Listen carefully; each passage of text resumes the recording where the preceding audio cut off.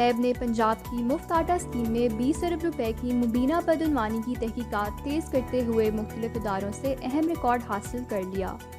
इनके मुताबिक ज़िलई इंतज़ामिया और मिलों के दरमियान डेटा की अदम मुफाहमत की वजह से आटे की 5 मिलियन से ज़ायद थैलों की गुमशुदगी का इंकशाफ हो गया। काबीना की इक्तसादी राब्ता कमेटी ने वसूल कुनंदगान में 50% मकामी और 50% दरामदी पर गंदम मुख्तस करने की इजाज़त दे दी।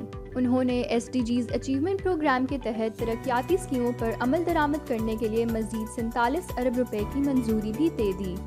TVS के मुताबिक जून 2022 के मुकाबले में जून 2023 में चीनी की दरामदी कीमत में 58.30% इजाफा।